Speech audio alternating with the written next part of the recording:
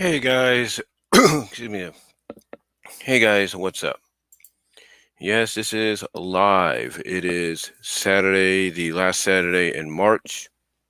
Hopefully, the last Saturday of this whole situation. Hashtag stay at home.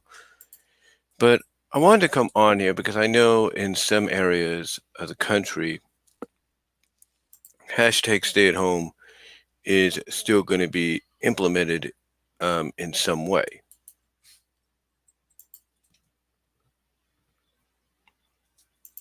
Still going to be implemented. Hold on for a second. While I do something. Here when I do this, there we go. Anything else? All right. But like I said, hashtag stay at home will probably be still implemented.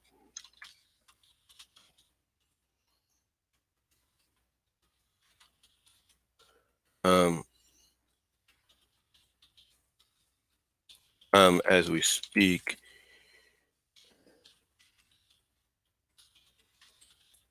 Um,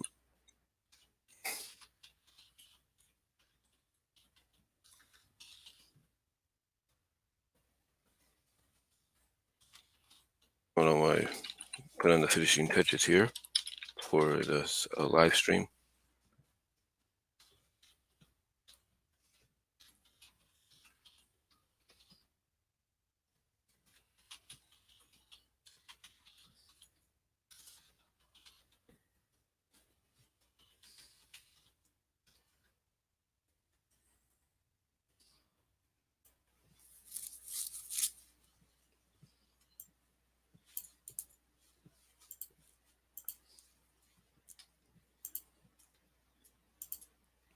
All right, there we go.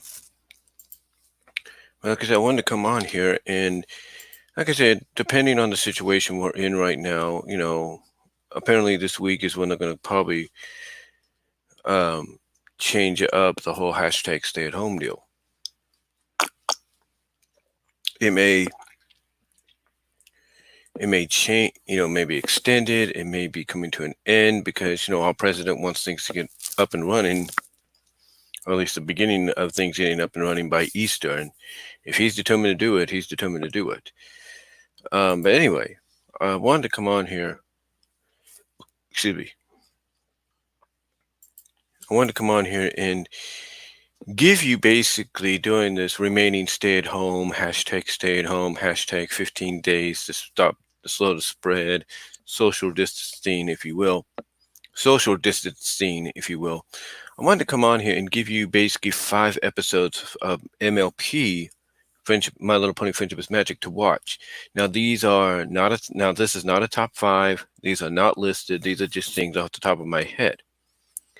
Now, before I do that, I do want to say that today, because I'm looking into it as well, they're doing what is known as Ponyfest Online.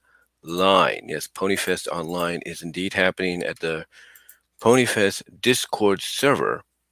So if you want to look into that, that will be interesting. Basically, Ponyfest Online is,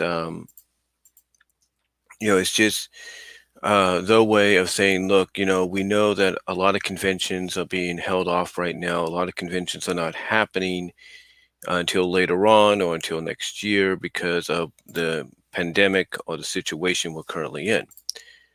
So what they're doing as of right now, it's on Twitch.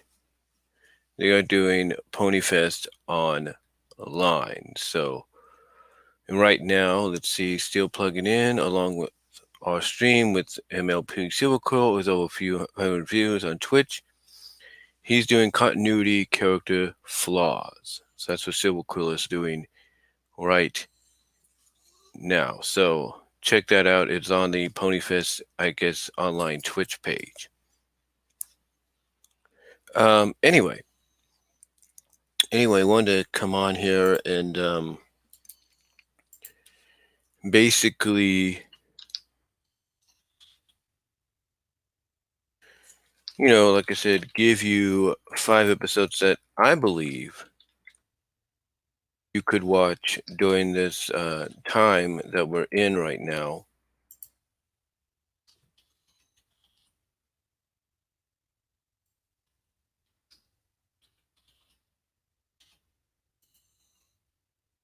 like I said, during this time that we're in right now, kind of keep you guys is keep you guys busy and all that. So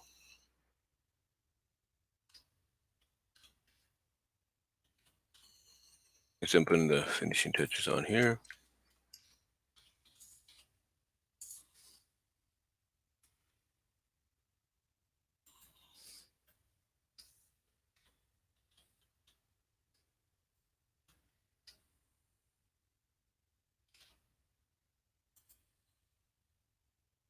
All right. So yeah, like I said, I'm just putting the finishing touches, and then like I said, Ponyfest Online is going on right now as we speak. Which I'll put it this way: I'm very glad that they're doing it. I'm doing good today, David. Thank you for asking. But yeah, they're doing a tremendous. I mean, this is obviously a very great thing that Ponyfest is doing.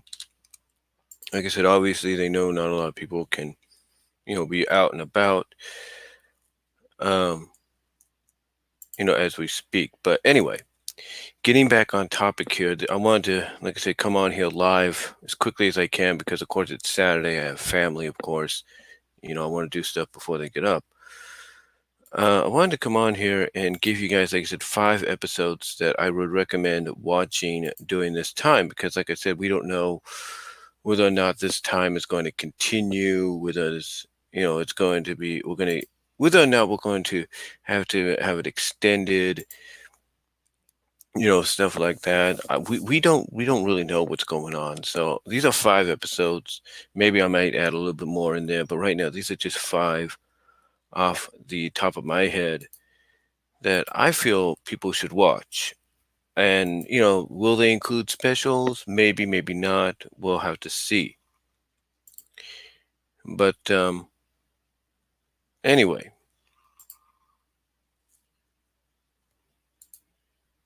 though, like I said, these are just episodes that I feel you could watch during this time. Kind of pass the time a little bit if you haven't done the what is it? If you're not doing Ponyfest Online just yet, which I'm pretty sure is going to go onto YouTube in case people miss it.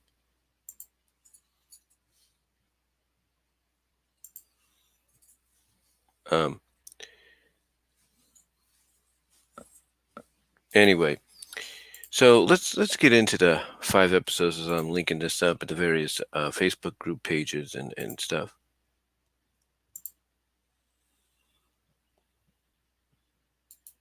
I do apologize for the wait. I know it's going on. What is it? 8 minutes, almost 10 minutes. So I do apologize.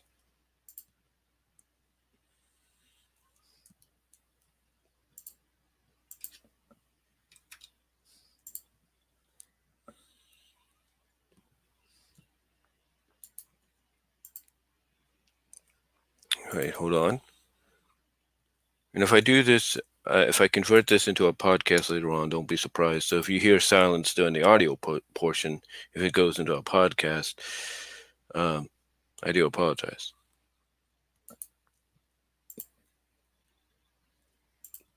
But anyway, let's get now that that's done. let's get into the 5 episodes that I would recommend you guys watch during this time.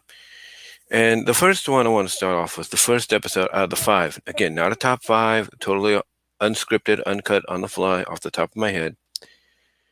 The first episode, of course, is one that is a fan favorite. And as a matter of fact, I'll be honest with you, I've seen clips of it. I haven't watched the full episode yet.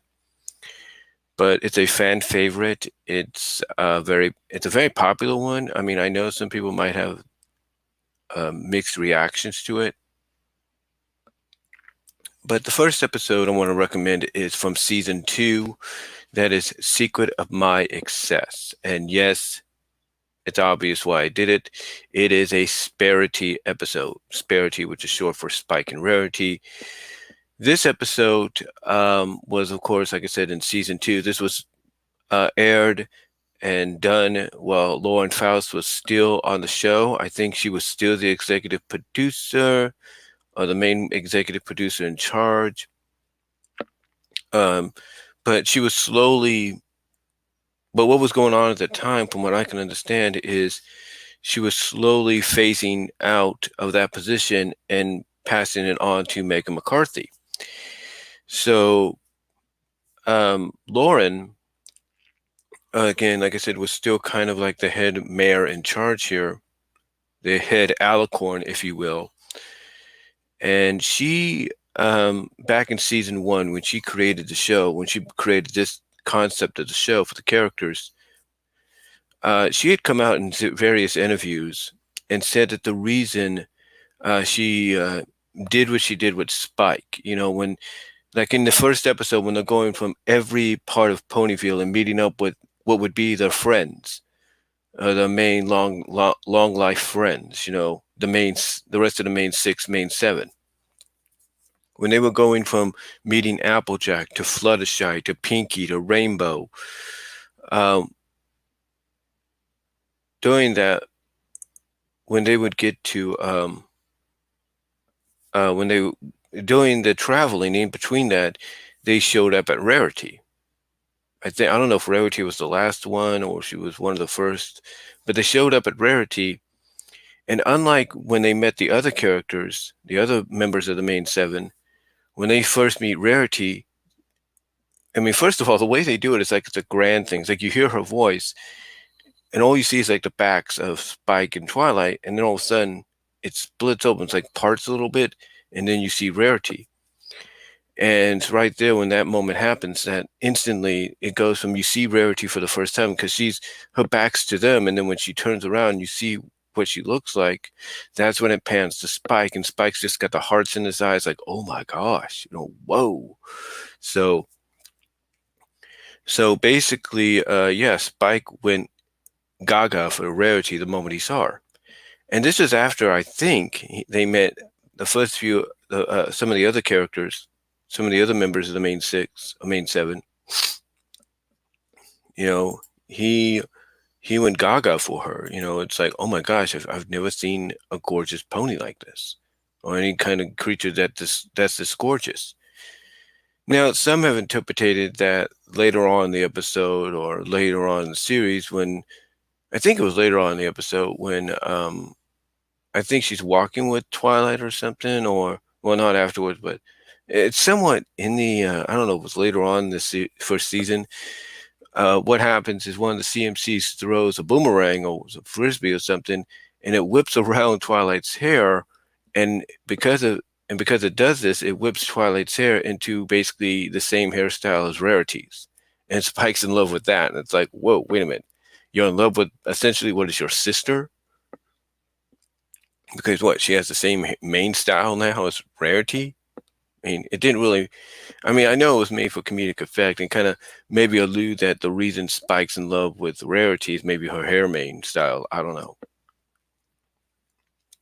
But anyway, getting back on topic, Lauren Faust basically had come on various episodes for interviews, and she had said that the reason she went the direction she did with Spike falling head over hooves for Rarity when they saw her is due to the fact that she wanted to use Spike as our personal point of view to see how gorgeous Rarity was, to see how beautiful she was, along with her being generous. In other words, Lauren Faust wanted to use Spike as our point of view to show not just how beautiful Rarity was, but to see the generosity that goes along with that beauty. So it was really interesting. So it was a really interesting concept, I guess. And originally, the show was only supposed to go 3 seasons. The third season, of course, being notoriously known, or the third season notoriously known for being the shortest at 13 episodes. The reason for that was because, again, like I said, the show was only meant to go 3 seasons, and the ending of the third season was the culmination of what Lauren Faust wanted for Twilight. But the show had become so popular with the fans, not just the kids, but the adult fans, the male fans, the adult female fans, the adult male fans, like I said. The what would be essentially known as the bronies and the Piggott sisters. It became so popular that obviously Hasbro saw the viewership, the ratings going up, the popularity soaring, and saying, and basically because of that, they said, you know what, let's do another season, and it just snowballed from there. It's like we went to a fourth season, then a fifth, and a sixth, and a seventh, and an eighth, and it was around the fourth season that the popularity was still soaring so high that they said, you know what, we're going to do the movie, and that's what they did. They did the movie. Now, with that said, though, getting back to the episode, Secret of My Success, in my opinion, and I think a lot of people might share the similar opinion, was to me supposed to be the culmination of Spike's feelings for Rarity. It's like throughout the first season, it's kind of hinted at that it's kind of showcased that Spike has an infatuation, a crush, a love for Rarity, and it's kind of maybe noted that she knows it as well. I don't know if it's in the first season where she has to shoo him off a little bit while he's acting like her personal pincushion or something. I don't know. But obviously she does realize something's there, or she does know something's there. So basically, long story short, you have moments in season one where this is evident, like a dog and pony show. Spike wants to be the knight in shining armor that saves Rarity. Even imagining that he is the knight in shining armor and coming out of that imagination fantasy, nearly kissing Applejack, which a lot of people have actually did a meme gif on with a reanimation to where when he's doing this and Applejack just in the reanimation fans put together would just kiss him back. So it's like, anyway, you had those moments. You had the moment in season one where he reveals to the rest of the group, I think, first of all, who is it? Twilight and Pinky. Oh, I have a crush on Rarity, just in case you guys want to know. This is why I act the way I do towards her. So, anyway, we get into season two. Again, Lauren Faust is still running things mainly. And it's in this episode, Secret of My Success, where it's pretty much it's mostly towards the end, but it's pretty much off the bat, it's going to be a Sparity episode. It's going to be mostly focused on Spike and what's going on with him, but you can tell it's going to have a lot of Sparity in it. It's going to have moments in there right off the bat, towards the end. Mainly, long story short, the reason this is labeled one of the best, if not one of the more talked about Sparity episodes in the series, is it starts off that it's Spike's birthday, and Spike has a personal present for himself that he's kept for a while called a fire ruby. And he's seasoned it to perfection, to the point that when his birthday comes around, he plans to devour the fire ruby. Now, of course, Rarity, she shows up into the picture because she made an appointment or let Twilight know that she was going to come over so she can borrow a book or read some books and get, basically, okay, what I'm trying to say, let me get some coffee here. It's about 8:31, so I do apologize. Yeah, 8:31 a.m. Pacific time. But anyway, Rarity had come out, and the reason Rarity was involved here is because she had let Twilight know she was coming over to read up on some historical fashion, fashion from the past and all that she can incorporate into a fashion line. And the moment she arrives to do so, she notices Spike has the fire ruby, and she's amored by it. Admired by it, whatever. She's just infatuated with this. Put it that way. She's infatuated by it. But here's where some people kind of get it a little confusing. They think that she manipulated Spike into giving her the fire ruby, right? That wasn't the case, because all she did was admire it. She kind of, gave it a positive praise of how gorgeous how magnificent and gorgeous it was. But even though she was kind of like biting her hoof a little bit, like, you knew she wanted to see that thing preserved. Like, to her, I don't think it would have mattered if it stayed with Spike in his little box or something like that he kept it in. but she didn't want to see something so gorgeous or beautiful devoured. So, she's just saying nice things about it, kind of not egging Spike on and saying, okay, give it to me kind of deal and all that. Why don't you just give it to me and I'll take care of it? It belongs with me. She didn't do that. Instead, it was Spike that thought about what she was saying. And because he has this feeling for her, or has these feelings for her, he's like, well, you know what? And this was all Spike. Spike said, well, if it means that much to you, or if it means that much, or if you find it that magnificent and all that, it belongs to you. It was meant to be with you. And even though he's a little saddened by it, what happens afterwards kind of makes him change his mind because basically, Rarity, her expression when he hands it to her, because she's thinking, he's a dragon. Part of it's greed, right? He's going to keep it. He hands it to her, which surprises her because I don't think any creature's ever been generous to her. So she's all happy. And what really kind of gets Spike's mind off, okay, I just gave away something I kept preserved for myself, is she gives him a kiss on the cheek. And so, yeah, there you go. Anyway, long story short, what happens to really get the plot moving here is Spike has always just had his birthdays with Twilight. And Twilight, the running gag, especially when the rest of the main six or main seven come around, is because he only celebrated his birthday with Twilight and Twilight's family, the main present Twilight would always get him is a book. It was always a book.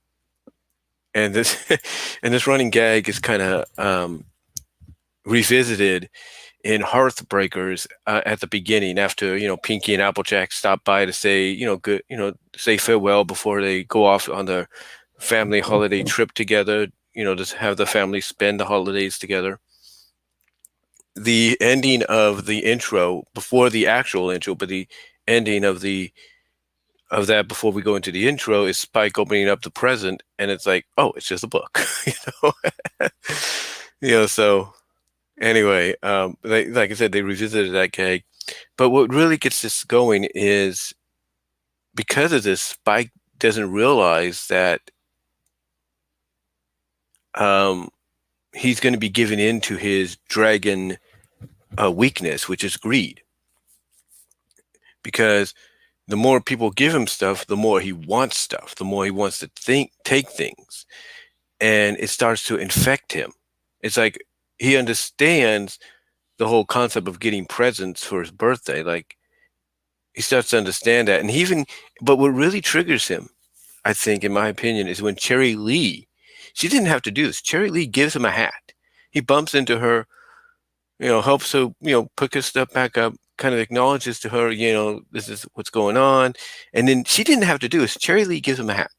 A hat that she had bought probably for herself or somebody else. But then on top of that, he also had a diamond cake, a jewel cake, or cupcake saved for him at Sugar Cube Corner by Pinky and the Cake Family. So anyway, like I said, long story short, what happens because of the cupcake deal, and then mostly with Cherry Lee, in my opinion, is he starts to give in to his dragon instincts of greed. And it isn't until he starts to lose himself and become a complete full-grown dragon, out of greed, not naturally, but out of greed, that it takes Rarity to snap him out of it. Because what happens is they kind of do what's known as because what they did is they actually did a parody of King Kong, the 1933 King Kong. And Spike, not in his right mind, because he's full-grown greed dragon now, sees the fire ruby that Rarity has on her necklace, because Rarity took the fire ruby and placed it into a makeshift necklace that she wore to Spike's birthday party, and all that. And which, oh, by the way, they nuzzled cheeks together and all that. But he's like, but again, Spike's not in his right mind, looks at this and thinks he wants it. And Rarity basically has to say something, and then when she says something, I guess I gotta go back and see what she said. Spike hears what she's saying, and then sees the fire ruby, and the memories start to come back of what he did generously for her, and that's what snaps him back to normal. basically, yeah, it snaps him back to normal, and they end up falling through the sky. Basically, Rarity snapped him out of it, but she unexpectedly snapped him out of it by, while they were in midair, if you will. Because when Spike grabbed her, he was still, like I say, Greed Dragon. But when he shrank back because of her snapping him out of it and him realizing, oh my gosh, what am I doing? And going back to normal, um, they ended up in midair and they ended up falling through the sky. And then, of course, this is way before Spike got his wings. So as they're falling, and Rainbow Dash and Fluttershy are coming to their aid. Spike basically thinking, okay, this is it. We're gonna die, kind of deal. He basically tells Rarity, Rarity, got something to admit to you. And Rarity, basically, he just, because like I said, they look like Spike pretty much feels like, okay, this could be it. I could be dead. She could be dead. I'm not going to die without telling her. So he gets her attention and says, Rarity, I have something to tell you. I've been wanting to keep it a secret, but obviously I can't because we're about to die, kind of deal. So he says, you know what? Ever since I've met you, I've always had this, thing for you. And he tries to tell her that he's always had a crush on her, right? Feelings for her. But before he could finish it, she stops him. She puts her hoof over his mouth. She smiles, has tears coming out of her eyes. Basically, she acknowledges that she knows. And they are saved by Fluttershy and Rainbow. But it's doing that before that she acknowledges that she knows. And then obviously if they are going to die, she couldn't think of anybody else to die with better than Spike, or to be with than Spike. So anyway, she obviously knows, and I think honestly, in my opinion, when she has the tears in her eyes and she's smiling, it's not just because it's not because she, enjoys the fact or appreciates or is touched by the fact that Spike has these feelings for her, but I think it's also because this is the first pony or creature of any kind that's had a crush on her. And that's kind of hard to believe. So I think that's why she was touched by it. But yeah, the episode ends with her thanking Spike for snapping out of it and kind of stopping himself from she's trying to encourage him by saying, look, you may have not been in control at first, but you did stop yourself. And, that's what all that matters. And, she does give him a kiss at the end again. And that's how the episode ends. But again, the reason this episode, in my opinion, happened the way it did was Lauren Faust wanted it to be a culmination of the whole Spike and Rarity deal by kind of planting the seeds. Excuse me, but like I said, by planting the seeds that Spike and Rarity maybe now are an item. I mean, even Voice of Reason, when he did a review, what was it, with Buccaneer, I think that's what his name was, or Buck Brony or something like that. Sorry if I said the guy's name wrong. But Voice, basically doing the collaboration with Buck Brony, kind of acknowledged when they did a review of Dragon Quest. He said, basically acknowledging how Spike felt about the ridicule or the teasing he got from the others. He said something along the lines of, about the others being his friends, and then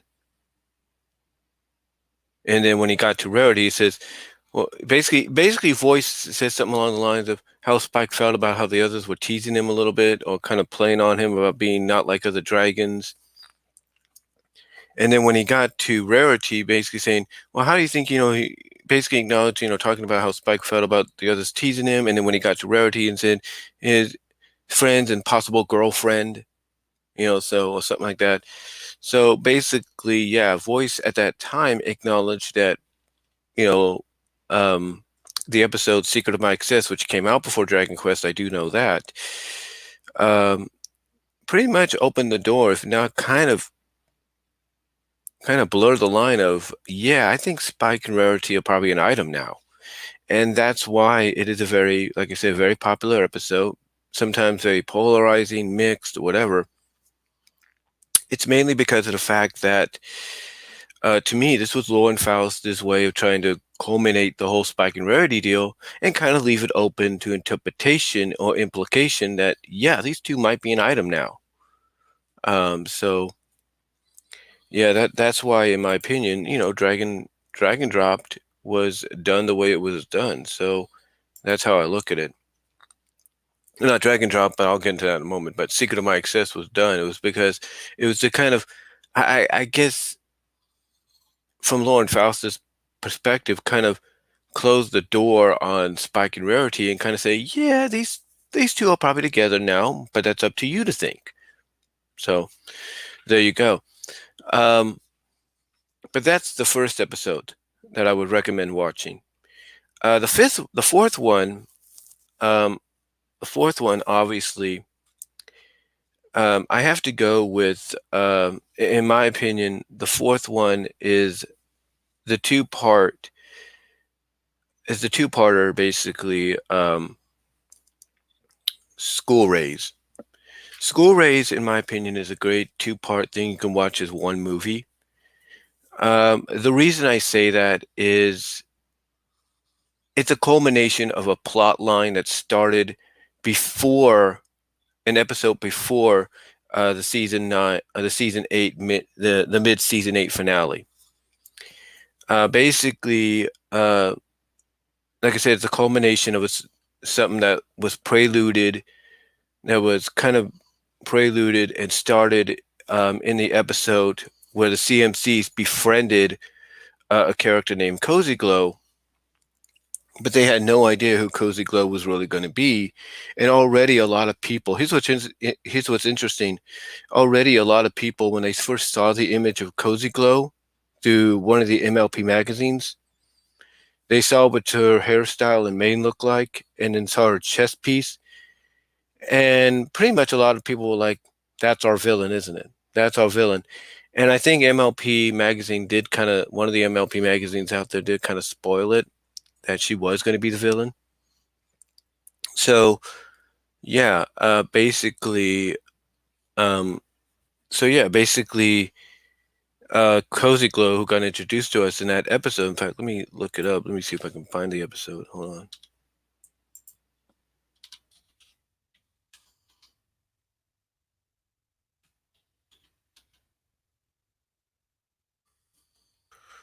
Let's see.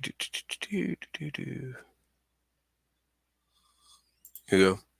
Wikipedia has it, obviously. Let's see.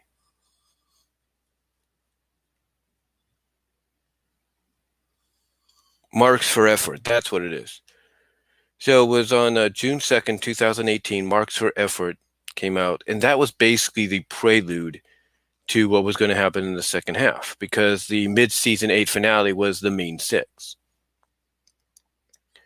But yeah, like I said, Marks for Effort was the prelude to what we would get later on. Anyway, like I said, the episode, but like I said, that's where this all started, was with that episode. And basically, the CMCs were not thrilled. Let's just put it this way: the CMCs, obviously, finding out about Cozy Glow, they were not thrilled.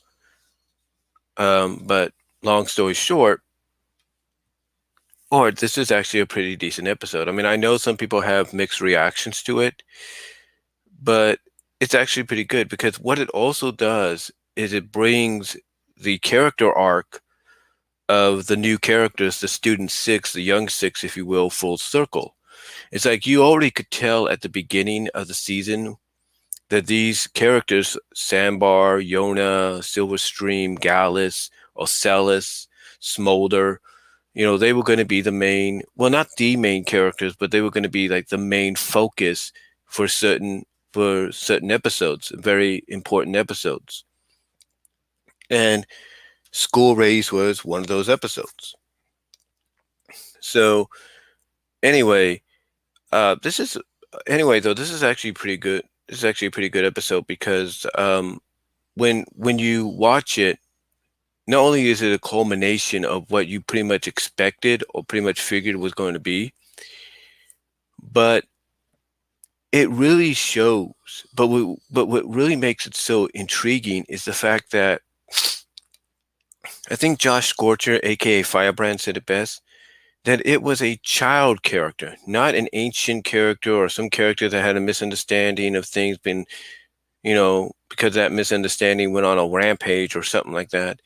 No, instead, it was a child, an actual child that took what they were learning the wrong way. In other words, what they did here is they showed that even though Twilight had good intentions with her friendship lessons at the friendship school or the school of friendship, that mainly the flaw that she obviously has to learn from is you have to teach it correctly so they get the right message. Don't teach it in a way where they're going to get the wrong message. And that's basically what Cozy Glow got in this. Um, Obviously got, you know, during her time there, she got the wrong message of, oh, friendship is power, but it's not the kind of power that you use to control and rule over it. You know, it's the kind of friend, but it's a the friendship is powerful when you share it. In other words, you share the friendship, you offer friendship, and stuff like that. So it does show that there is a flaw that Twilight didn't, Twilight didn't oversee, but now she's obviously learned from. But again, what's interesting, like I said, Josh Scorcher pointed this out, was it was a child character that did this with the help of Tirek, who made his return, and almost got away with it, which was really interesting. It's like out of all the characters that done what they've done, from Tirek, from Chrysalis, from the Pony of Shadows, from who else? Starlight, even Sunset. Out of all these villains, reformed and not reformed, out of everything they've done, they never got as far with accomplishing a goal and getting away with what they were going to do than Cozy Glow, and that's what really surprised a lot of people. And what's interesting about this, and I talked about this at one point when I talked about the episode and I reviewed it, is Cozy Glow took a lot of what was going on and worked around it. Like when she thought Starlight was going to go with Twilight and the others to go to Tartarus, but then heard that Twilight was going to stay behind and act like the substitute and be the substitute principal. What did Cozy Glow do? Even though Cozy Glow was disappointed, she worked around it and she found a way to imprison Starlight. The same with Naysay. She took what Naysay was saying to the student body when he tried to assume control of the School of Friendship and worked it around in her favor. So again, what Josh Scorcher said in his review is very true to light. The fact that she was able to do all of this, be able to work around certain things that kind of were not in her plans, but work around them and be able to put them in her favor and then do what she's done, along with, again, the assistance of Tirek on the outside, is amazing. And it is intriguing. It makes you, I'll say this, if you watch this episode and you wonder how could this be, it will make you honestly want to go back and watch the rest of the season, or watch mainly the second half of the season to see exactly what's going on. So to kind of piece together the clues. So yeah, it's really a very, to me, it's an interesting episode. I mean, I know some people are like, well, it doesn't feel like it's a complete episode. It feels like it's kind of its own individual things. It's wonky in certain areas, mainly because of the fact that you had one episode written by Josh Haber, the other one by Nicole Dubuque. But I thought the two-part finale for season 8 was good, in my opinion. I thought it was interesting. I thought it was intriguing. You know, it was really to me, it was a really fun episode, but really, really surprising that, like I said, out of all the characters, thank you. I didn't even know that. 9,000 subs. Thank you for that. But like I said, out of all the characters that, villain wise, that our main heroes have gone up against, it was a child that nearly succeeded. It was a child that nearly succeeded. So Um, Again, really interesting. And what I did like about this was, throughout the season, mostly at the beginning, in some parts throughout the second half and all that, you had the character of Naysay that was a very specious character towards all non-pony characters, and it and through his blindness of not seeing that, hey, even threats can come from within your own species, he nearly caused Cozy Glow to fulfill her destiny. In other words, like I said earlier, she took what he said in front of the student body when he was trying to take control. She took his wording and put it against him and used it to turn the students against him. So, in the end, though, again, School Race, in my opinion, is definitely something to look into. Both parts are really good, and it's one I highly recommend. Okay, so the third episode.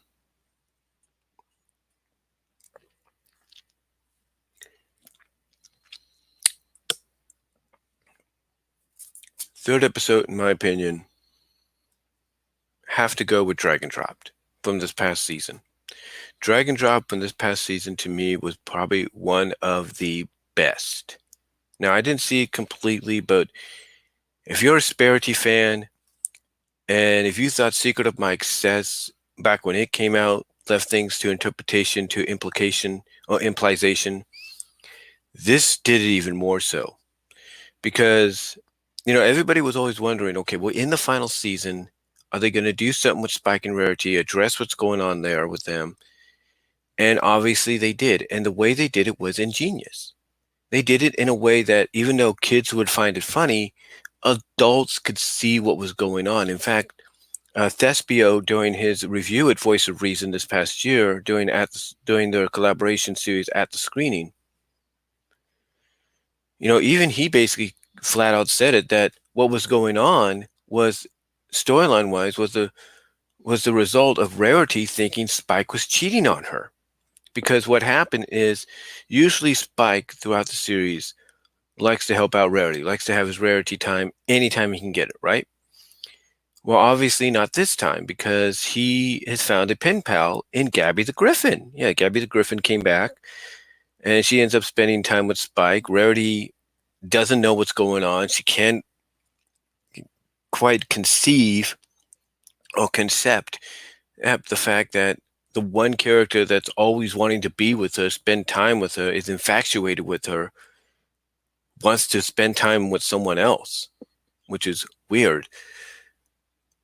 And, which is weird to her, I should say. And it's just a really, really fun episode because she keeps going to Twilight. Here's the thing about Rarity. Anytime she can't figure something out, she takes one of her fainting couches or fainting chairs, whatever, and she pushes it all the way to Twilight's, and she leaves it at Twilight's. It's after Twilight kind of helps her out because she can't figure out what's going on. And it isn't until she almost destroys the friendship between Spike and Gabby that she realizes, oh, I've been jealous. It's like she acknowledges. It's like when Twilight tells her, "Hey, just because Spike made a new friend doesn't mean he's not going to stop being yours." When Rarity acknowledges that, she does kind of say, "I know, but now I have to share him," which, of course, Thespio joked around by using a scene from the adult animated series Archer.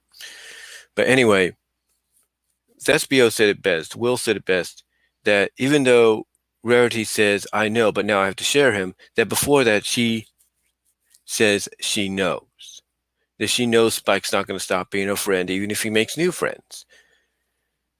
And it's really intriguing. But what's really fun about what's really interesting about this episode is, in the end, Spike goes back to Rarity. It's like they could have easily ended it with Spike flying off with Gabby and then Rarity walking off smiling and happy, knowing that things have been fixed, things are okay now.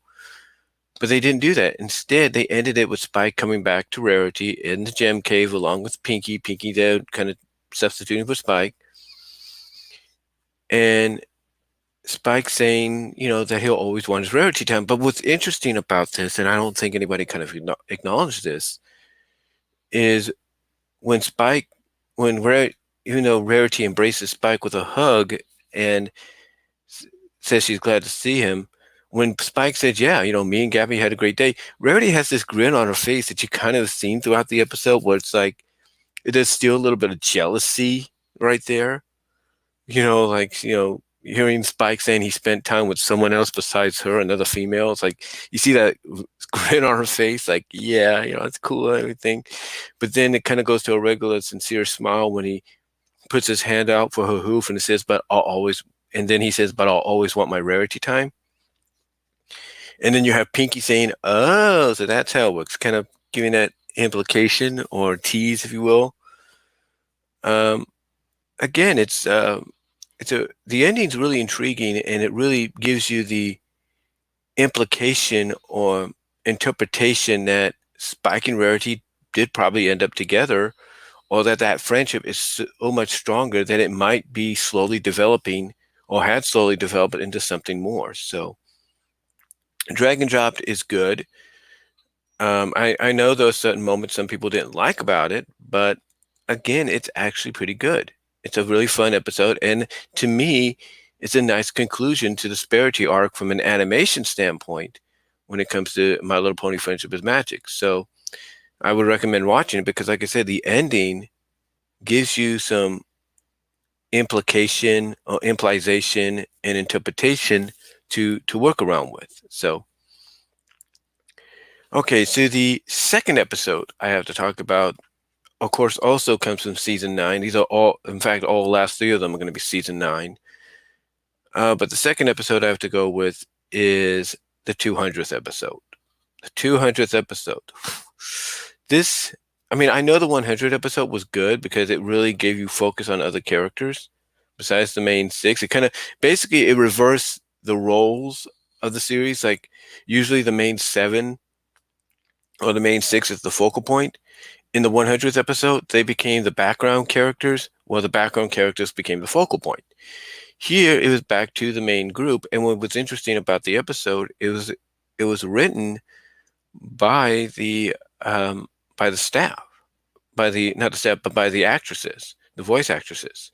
Tabitha St. Germain, Tara Strong, Kathy Westlick, Andrea Lindgren, Ashley Ball. They all Nicole, I think Nicole Oliver as well. They all contributed. And what they came up with was really, really good. It was really funny.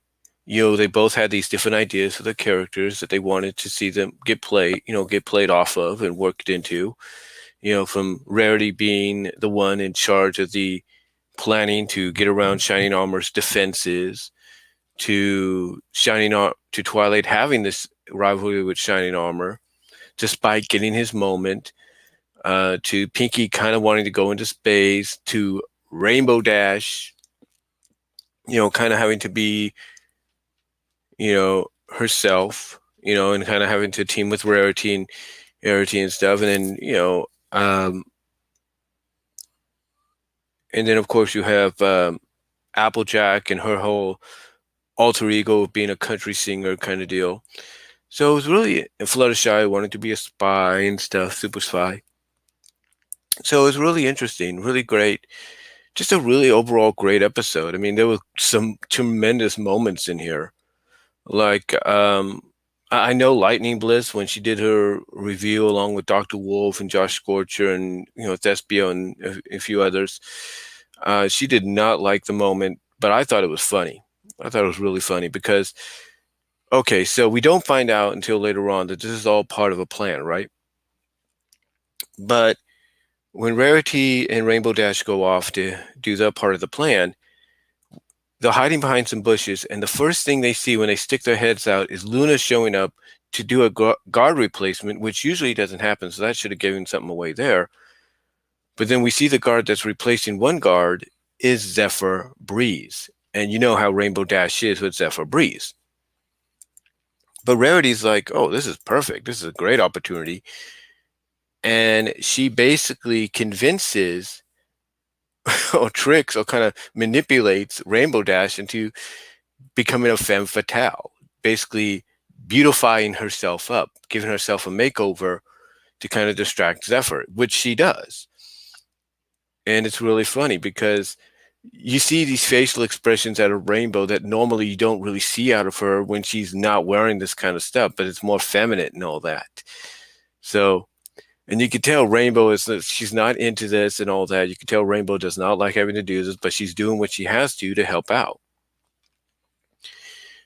Overall though, it's a great episode. And what's really funny is one of the main plot points here is the sisters, the royal sisters, because Celestia is the one that comes up with the idea to bring Shining Armor in and have him put up the security system, and thus he decides, hey, I'm going to take this rivalry we used to have, and that I used to have with my sister over this crown, and I'm going to use that as a testing game to see if these defenses work. But Luna, she's not all for it. She's not feeling it. So that's a subplot you have to look out for, because that does play an integral part. Overall, though, it's just a great anniversary episode. Just really good. And again, the main theme about it throughout is siblings, because you don't only see Shining Armor, Twilight, Luna, Celestia, but throughout you see other siblings as well. Like I said, Zephyr Breeze, little brother Fluttershy. You see Apple Bloom in a flashback with Applejack, when Applejack's talking about her alter ego. You see later on Maud Pie helping out Pinkie, if you will, Pinkie's sister. So overall, it's just a fun episode with a lot of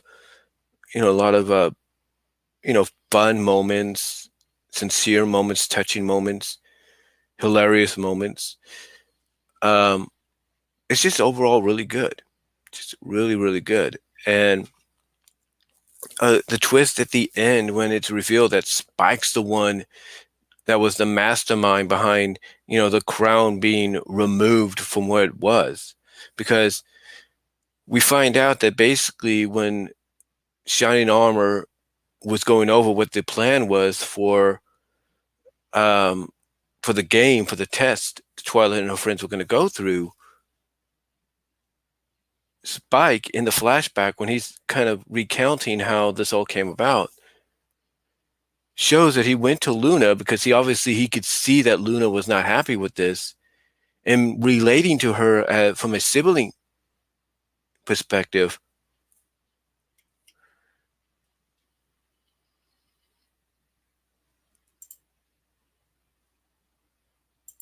So relating with her from a sibling perspective, he's able to come up with this idea to put this plan together. So put this plan together for him to get the crown, which he does get, because Shining Armor and Twilight are not just impressed by it, but they do get the message that, you know what, it wasn't just us that was siblings. It wasn't just the two of us that was just siblings. We also had Spike, which I thought was really good. That was really good. But again, you got to check it out, especially like the beginning when Twilight's going over the plan to try to retrieve the crown, her original plan, and Shining Armor sends a message courtesy of Spike saying, yeah, I know what you're going to do. Really just funny. Just really funny. Really great. And of course, we're going to get to so I would recommend watching the 200th episode. And of course, number one, the finale. The number one episode, all three parts, the finale. Beginning of the end, part one, or the ending of the end, part 1 and 2, and Last Problem, which were presented as one finale back on October 12th. I can't say any more than you have to watch it. It's really, really good. It brings everything that happened in season 9 together. It brings everything that's happened throughout the series all together. Just a tremendous episode. Just a tremendous way to go out for the series. It's really good. I can't say anymore. I mean, the animation obviously was stepped up a lot in this one. It's still the Flash animation, but it was stepped up. You can tell that. But I again, I can't say any more than you have to watch the finale. You have to watch it. It's really good. I recommend it. I mean, from start to finish, it's really great. And it gives you an idea, especially when you get to the last episode, last problem, of where everybody's at and how things have come to be and how everything is coming full circle. So again, just I highly recommend watching it. That's all I'm going to say. I highly recommend watching it. So, really, guys, that's about it, honestly. But again, I don't want to give too much away on the finale. If you haven't seen it, I would recommend watching it. I think it's on demand, possibly, and you could find it online at various Facebook group pages of My Little Pony. But I highly recommend watching it if you get a chance. Um, but that's really all I'm going to say, guys. For the 5 episodes I would recommend to watch during this hashtag stay at home deal. Um, Hopefully you guys enjoyed it. I know I'm finishing up real quickly. My mom just woke up, so you know how that is. But I just thought I'd let you guys know about the episodes I would recommend. And that's all I'm going to say, guys. So till next time. Well,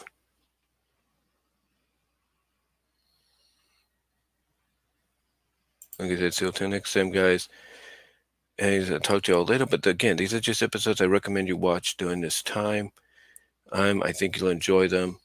And watching certain episodes, these certain episodes are going to probably make you want to watch the rest of the series and see how this all came about when it relates to these episodes. So again, just check them out, and thank you all for watching. And I am out.